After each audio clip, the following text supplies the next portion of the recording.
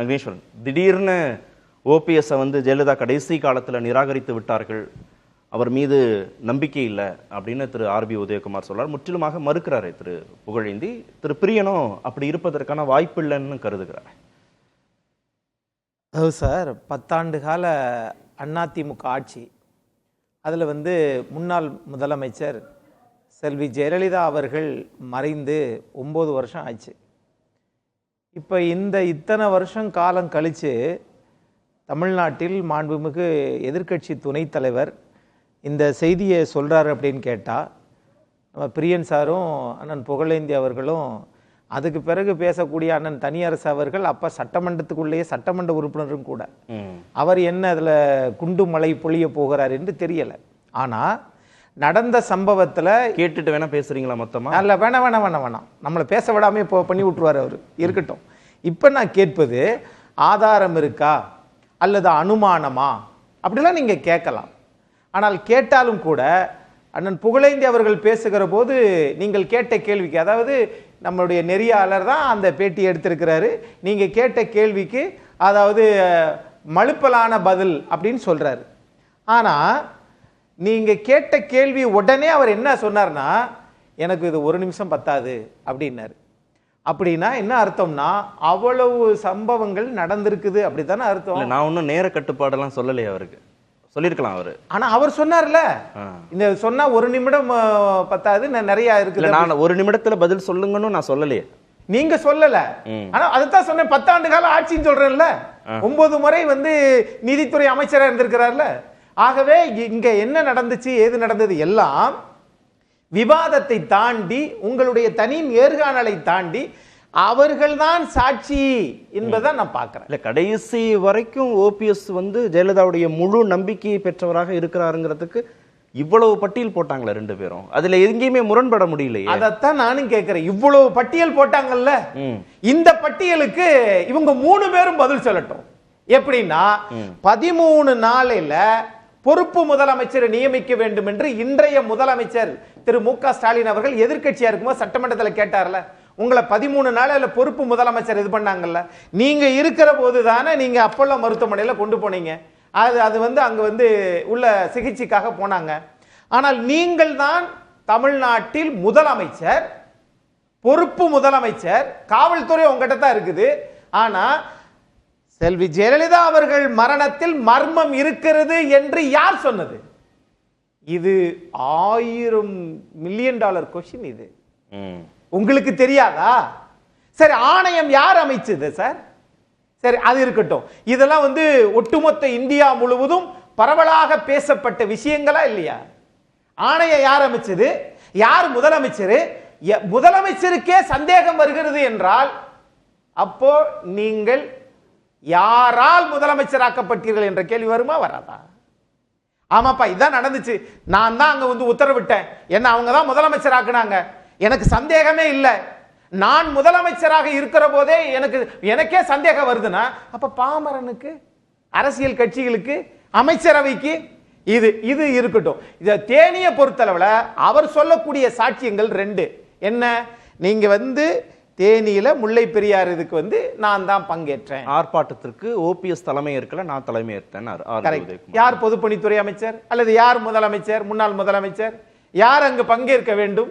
2 மாநில பிரச்சனைகளை யார் முன்னின்று நடத்தியாக வேண்டும்? சரி, அது இருக்கட்டும். அதற்கு பிறகு எப்பொழுதுமே எப்பா இந்த உள்கட்சி பிரச்சனையெல்லாம் வேணாம்ப்பா, எனக்கு ஒண்ணுமே இல்லை, நான் நேரடியாக வந்து கர்ணன் வந்து சூரிய பகவான் பிள்ளை மாதிரி நான் நேரடியாக அம்மாவின் பார்வையில் இருந்தப்பான்னு சொல்லி திரு தங்கத்தமிழ் செல்வன் உங்க சண்டையே வேணாம்ப்பான்னு காலம் முழுவதும் அரசியல் கட்சியிலே ஆரம்ப காலகட்டத்தில் இருந்து ஆசிரியராக இருந்து சட்டமன்ற உறுப்பினராகி ராஜ்யசபா உறுப்பினராகி அப்படி இருந்து கடைசி வரைக்கும் திரு ஓபிஎஸ் அவர்களுக்கும் இவர்களுக்கும் அந்த பிரச்சனை வந்து வந்து வந்து இன்னைக்கு அவர் தன் நிலையை திமுகவில் தக்க வைத்துக் கொண்டார். அப்பா போதும் பாசாமி, கடைசி வரைக்கும் ஓபிஎஸ்க்கும் தங்கத்தமிழ்ச்செல்வனுக்கும் நட்பு மலரவே இல்லை. அது நட்பு இல்ல, பகை, கீரி பகை, கீரியும் பாம்பும் பகை. அப்போ யார் சீனியர்? அதுல திரு தங்கத்தமிழ்ச்செல்வன். அப்போ அவர் கடைசி வரைக்கும் இது பண்ணி போராடி பார்த்தார், முடியவில்லை.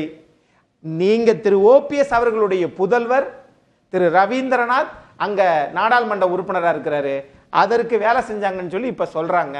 அதே நாடாளுமன்ற உறுப்பினர் 23 ஆண்டுகளுக்கு பிறகு அதே இடத்துல இன்னைக்கு வந்து திரு தங்கத்தமிழ் செல்வன் போய் உட்கார்ந்துருக்கிறாரு, மக்களால் தேர்ந்தெடுக்கப்பட்டு. ஏற்கனவே ராஜ்யசபா அதே தேனியில, இதற்கு இப்ப மக்களால் தேர்ந்தெடுக்கப்பட்டு லோக்சபா. அப்படி என்றால் இவர்களுடைய பார்வை திரு தங்கத்தமிழ் செல்வனுடைய வாழ்க்கையே திரு ஓபிஎஸ் அவர்களுக்கு பாடம், அனுபவம், வரலாறு, அரசியல் அப்படிதான் நான் பார்க்கிறேன். ஆனால் ஒரு அரவணைப்பு என்று வருகிற போது அவர் வந்து செல்வி ஜெயலலிதா அவர்களுக்கு நம்பிக்கை நட்சத்திரமாக இருந்தாரா? இருந்தார் என்பதுக்கு சான்றுகள் இருக்கிற போது இவைகளும் நீங்கள் பார்க்கணும், அப்படிதான் நான் பார்க்கிறேன். இரண்டாவது, இப்ப என்னதான் நீங்க வந்து பேச வச்சு 3 நேரம் விளக்குனா கூட உங்க பல்ல குத்தி மோந்து பார்த்தீங்கன்னா விசத்தான் செய்யும். அது மாதிரி திரும்ப திரும்ப திரும்ப திரும்ப இந்த அதிமுகவை திரும்ப திரும்ப வெளியில் இருந்து ஒரு பளிங்கு மாலையை கல்ல வச்சு கண்ணாடியை வந்து உடைச்சி வர்றது மாதிரி திரு ஓபிஎஸ் அவர்கள் முதலமைச்சராக, துணை முதலமைச்சராக ஆகிறதுக்கு முன்னாடி என்ன சொன்னாரு? நான் ஏத்துக்கிறேன்ட்டாரு. ஆனதற்கு பிறகு 4.5 வருஷம் கழிச்சு வெளியே வந்து என்ன சொல்றாரு? அவர் மீது மரியாதையும் நம்பிக்கையும் மக்களிடத்தில் இருக்கிறது. பொறுமையானவர், நிதானமானவர் என்பது வேறு. அரசியல் என்று வருகிற போது பதவி ஏத்து வெளியே வந்ததற்கு பிறகு என்ன சொல்றீங்க? இல்ல பிரதமர் சொன்னாரு. பிரதமர் அதிமுகவின் பொதுச் செயலாளர், பிரதமரா 122 சட்டமன்ற உறுப்பினர்களை வச்சிருந்தாரு.